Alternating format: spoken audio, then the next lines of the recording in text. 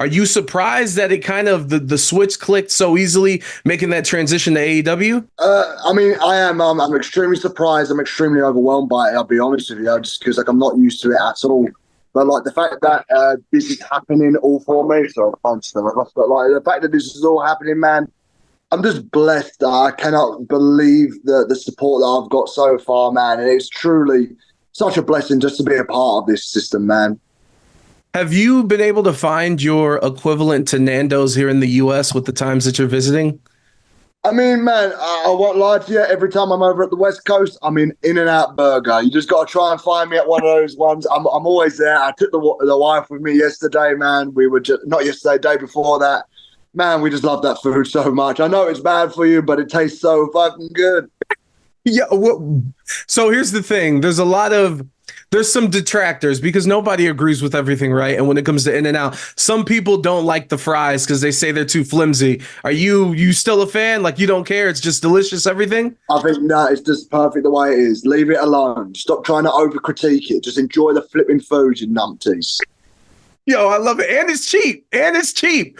Yeah, man, it's cheap. Yo, when it comes to you joining AEW, there was that time period where I guess we'll call it a bidding war, and everyone reaching out to see what your future would look like. For you, going through that before you made your decision with AEW, was it stressful? Was it rewarding to be like, look, everybody kind of wants me to be with them? Like, how was that process? It's a little bit of both, man. Like, of course, I'm so grateful that all these companies were like bidding and wanting me to be a part of it, man. Like, but it was also just like, what is going to be best for me and what is going to be best for my family, most importantly. And I knew what the answer was in turn, but like, you have to hear everybody out, man, because you never know more. Like, there could be avenues and directions, but like, I can't say enough how happy I am that I get to be a part of AEW and just how proud I am to be a part of this system and to be part of this locker room. You had mentioned in an interview before that AJ Styles kind of reached out to you, kind of made his pitch. How many people were hitting you up from all these companies to be like, hey man, this is what it is over here? I mean, WWE wise, yeah, AJ was the main guy that came and reached out to me just to fly the flag for him, and he was so, I can't tell you enough, man. He's my hero, dude. Like in any retrospect of how he carried himself in TNA, New Japan, Ring of Honor, like he was the man. And like the fact that he was trying so hard to get me over there, I can't begin to tell you enough how much like I appreciate him and how much like I'm so grateful for that moment in time with him, man. But just like a bunch of guys in TNA really wanted me to come on board as well. And I have to tell you, man, like TNA had a real good shot at landing me. They had like a real good, but like. Just AEW just was perfect, man, in terms of scheduling, in terms of family time, in terms of being able to wrestle the way that I want to wrestle and being promoted how I'm being promoted, man. It was the obvious choice, and it's the choice that made me the most happiest. Yo, can I ask you, you've talked about how you were a TNA kid, and I wasn't a TNA kid growing up, but I will say, going into the Palms that night when you fought Josh Alexander, like, it was such a unique environment and it was so cool because everyone in that audience was so proud. TNA's back and it was so unique. Like for you being in that crowd or performing in front of that crowd, like was that one of the more unique situations you've had in your career? Unique, but unique's definitely a word that I would use. But just like I felt accomplished in being in there just because like all I wanted to do was be a TNA kid. And like, look, I got to wrestle for Impact, and I got to be in the six-sided ring at one point in my career. But just having the initials TNA, and like I remember when I was back there for the Impact show where they announced that it was going to be TNA in January, and I looked in the ring and I saw Scott D'Amore in there, and I can't tell you enough how much respect that I have for Scott D'Amore. And like, if there was anything that I want to put out there. If there is a way that AEW could hire Scott D'Amore in any type of fashion, like have that guy run Ring of Honor or something, because the passion that he had for TNA and just how he completely single-handedly transformed that company. Like I watched him say that this is TNA, and I saw Josh Alexander in there, I saw Jordan Grace in there, I saw Giselle Shaw, I saw all of these guys, and I just looked and I was like, yeah, man, that was TNA. That is TNA. That got all those guys that they've got backstage, all those guys that they've got there now. That is TNA, man. Yeah, it was a beautiful thing, and I'm glad I was able to be there live to witness it. And another thing I want to ask you is, so right after you had made your decision at Full Gear, I was lucky enough to talk to Claudio, and I'm going to ask the same question that I asked him. You know, when it comes to American wrestling fans, like we have this, I guess I'm going to call it American ignorance, for lack of a better term, where when we have people that are international, it doesn't matter if you've done main evented Wrestle Kingdom or performed at the Tokyo Dome. There's always this attitude of like, yeah, but you need to do it here. You need to prove it in America because the lights are brighter. Is that perception real where you were like, yeah, I need to do it here to really feel like I've done it all? Yeah, absolutely. Like it's completely a valid point because America is huge. Like, I mean, like for myself personally, right? When we would leave school, it was very difficult for us to become a professional wrestler because like we didn't have any TV station, we didn't have any high end independent companies. Like, so it was you had to go to America to become a professional wrestler. And like, there's so many guys that I would say are so blessed that they could just leave.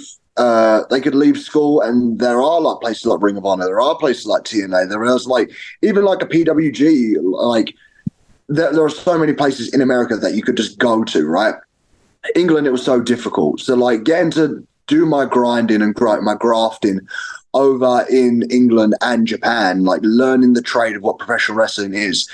I feel like now I've mastered it. I understand it. But like coming over to America, it's like competing for a brand new belt. And this is almost like the black belt of what professional wrestling is right now. Learning how to connect with an audience, learning how to talk people into the building, learning how to structure matches together that fit an American audience. There's so many things to put into the equation of what it is. But saying it all, I'm enjoying it, man. Like I'm enjoying everything. I'm enjoying being outside of my comfort zone and learning the trade all over again. No, man, that's a beautiful thing. And look, I'm going to be honest with you. This next question, I'm going to completely 180. Has nothing to do with wrestling. Has a lot to do with yourself as a person.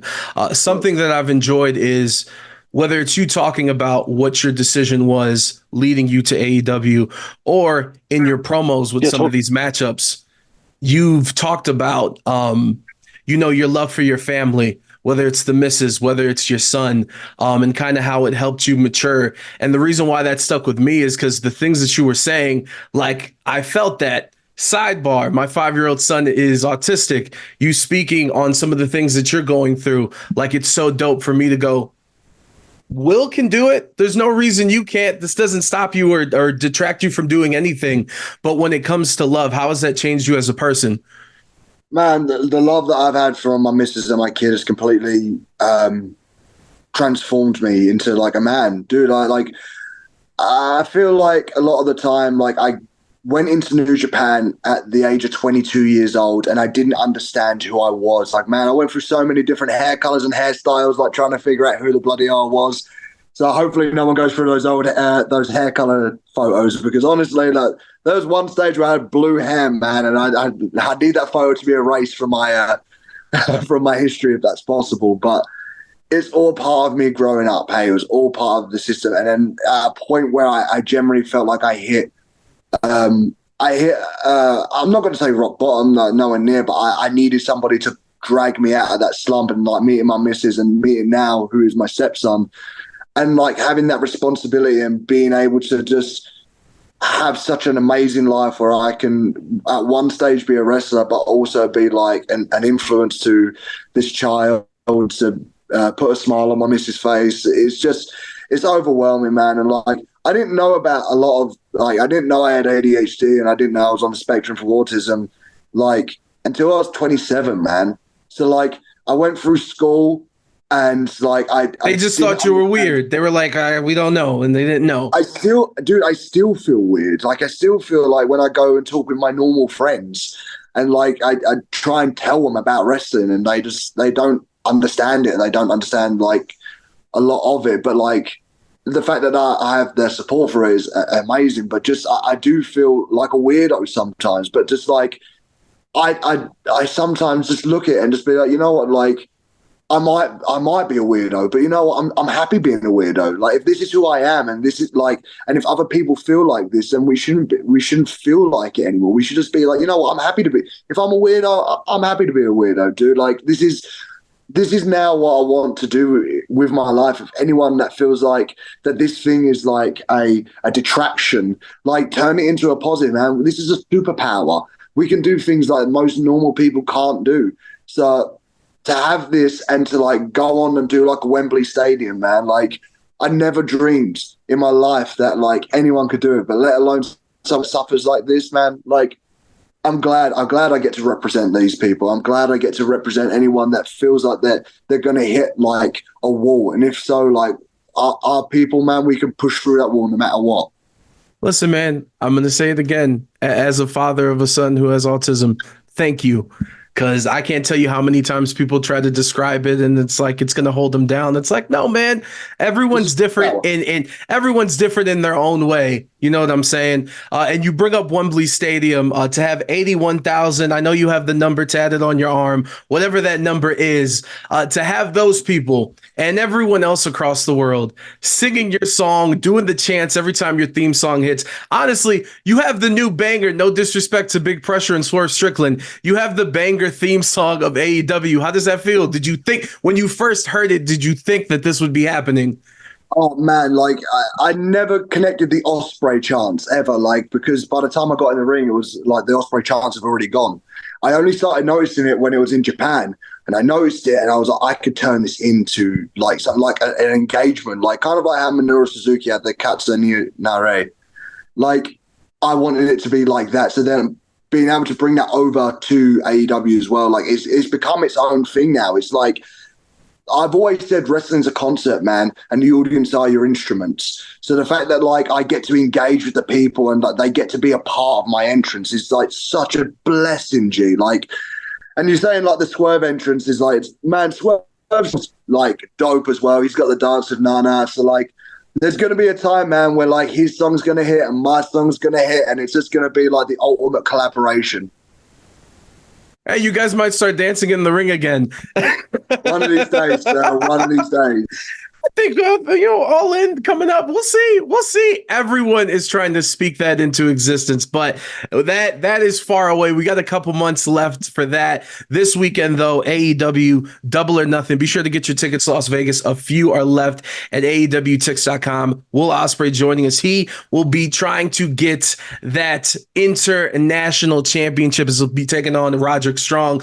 Will, we have a few minutes left. One thing I do want to ask you, because anytime I have someone from AEW on the show, I bring it up, and when it comes to Tony Khan, I appreciate that he is as real as possible when it comes to his love for this business that he helped and then this company that he helped start. And whenever someone says something crazy or just flat out not true on Twitter, he's not afraid to it doesn't matter who you are, to say, hey, that's not true, and defend the company. Does that make you feel good in terms of like, yeah, I know that this guy has my back no matter what? Yeah, man. Like it's his company, it's his Twitter account. If he wants to do whatever he wants to do it. But like this guy's changed my life, man. Like I can't tell you enough the gratitude that I felt seeing him at my last British independent wrestling show. The fact that he came down, man, didn't need to come down. Don't live in England. It was over for a Fulham game, but like said, I'm going to stay an extra day just to go see Will, just to see him sent off. What a boss, man. He's so passionate, he's so high-spirited, and he just wants the best for everybody.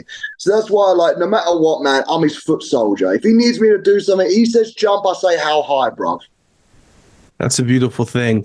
And speaking of Twitter, obviously there's the word that always gets thrown out is tribalism. And now that you're at AEW, you're kind of in the middle of it. When it comes to that, do you pay any mind to that? Or it's like, I'm going to handle my business and do what I do? I mean, like, obviously, I had that one thing with the grind thing, which, like, that's the first time I experienced it properly because, once again, I like both shows. I love both shows. I hope just everyone does well in pro wrestling. But, like, obviously, there was that, and I just wanted to fire back. I want it, like, put under the carpet now. Like, we're all good. But it is just kind of like, I hate the tribalism just because it is kind of like, I just feel like it makes wrestling so much more difficult for everybody else. If we all just sat down and enjoy wrestling, look, if you don't enjoy AEW, that's absolutely fine. Like your opinion's wrong, but like you're like, but all in all, man, like I just want people just to enjoy pro wrestling. I enjoy pro wrestling. I enjoy every little bit of pro wrestling. So I just wish everybody could do it as well. And I know you're trying to move past it, but I do want to know your what was your first reaction to seeing those comments? And was it a thing that just everyone kept sending it to you and bombarding it, that you were like, look, I got to say something because everyone and their mother is hitting me up about this? No, man, like, look, fuck, is what it is. Like, everyone sent it to me, and people were saying, like, people within the company were saying, yeah, that was about you. Like, so it's just like, do you know what I mean? Like, I'm over it now, but like, I've said my bit, and the thing is, my thing was just like funny. Like, do you know what I mean? So everyone, I feel like, took it like way too personal. All these old fucks that like have a podcast that think they know everything, man. Like, I couldn't give a fuck about these guys, man. So like, as soon as it was said, I fired back, and it should just be done, man. Like, at the end of it, no harm done. I'm alive. And the thing is, I fucking like Triple H, man. I like Triple H. So it was a little bit like hard hearing that shit. And I was like, I was nothing but respectful in all the fucking talks, man. Like, I have my own mission. I have my own objectives. I have my own goals. Like, just because that it doesn't fit in with your things, that doesn't mean like people should be firing my way. So like, if you fire, like, I come from a generation, you fire one back at me, I fire one back. That is 100% the thing. You did not say this out of the blue. You were responding, and that's what was frustrating. But look, you said it at the press conference, and thank you for giving me a little bit of insight on it. And you brought up your mission, and it was very telling and very good to see when you were on Swerve Strickland's podcast, like the way that you guys were talking about the future. To you joining AEW, what is your mission, whether it's for you and the company? I mean, my mission is I'd like to take AEW a little like global. Like, I know, like, I feel like we could look at All In and see what a huge success that was. Like 81,035 people, man. That's nothing to be sniffed at. What more can we do? There's a market in Australia. Bro, I was just saying this in a car a little while ago. I done a show in France for a company called Rixie, and there were like 1,500 people there just to see me. That's a big number just for me. What if you had the entire crew? What if you had everybody? Like, obviously you got that. I want to go back to Japan. I'd like to bring AEW there. You've got all the game changers in Japanese wrestling, all in the company. If you do a show out there, the bitch will sell out. If we could do Australia, I'd love to do that, man. I just want to take AEW everywhere, just because I feel like there is such a niche market right now in every country. There is a market for it. So why do we not explore it? That's a beautiful thing. We're going to close out with these three quick questions. And again, thank you for the time. Sure. Of course, you and Bryan Danielson at Dynasty. I want to know, before the bell rings, you're holding on to the ropes, eyes pointed, looking straight at Bryan Danielson. Before that bell rings, with the crowd going crazy and this moment finally about to happen, what was going through your mind? I'm about to put on one of the greatest professional wrestling matches of my life. Don't fuck it up. Who smells the best in the locker room? Me. I'm so conscious about like smells and stuff like that. Like Japan, it was like installed in me. Like there was a wrestler back there that had a real bad stinky heat, we call it. So like I always, man, I go out of my way to smell nice. By the way, Samoa Joe had said AJ Styles' conditioner on his hair made him like the favorite person he'd love to wrestle. So that's what inspired the question. Shout out to Joe. And then, all right, here's the final question. You win that international championship on Sunday, right? You head straight to Uganda, yes or no? Do I go to Uganda? Yes, with the title. Man, honestly, I'm doing my best, man. But like, I'm in talks with them now. We are working something out, but it's about finding time, because it is. I've got AEW, I've got my family. I need to find a little bit of time in between just to go over there. But they ignite my passion, man. Like, honestly, it reminds me of when we used to backyard wrestle in my garden, and they don't even have nearly the same equipment that we used to have in my garden. To see their passion and to see their love, it ignites this little fighting spirit inside me. And for me to be the best wrestler in the world, right, I have to wrestle everywhere. I've never wrestled in Uganda. I've got to go now. Yo, that's a beautiful thing. And Will, you talk about igniting, your passion. Watching your wrestling again has done the same to me. So thank you so much. And thank you so much for the time. Bless you, my man. Thank you kindly. Hey, Will Ospreay, Double or Nothing. Get your tickets, AEWtix.com, as we kick off the summer here in Vegas. Will, be easy, brother. Be easy, my friend. Take care.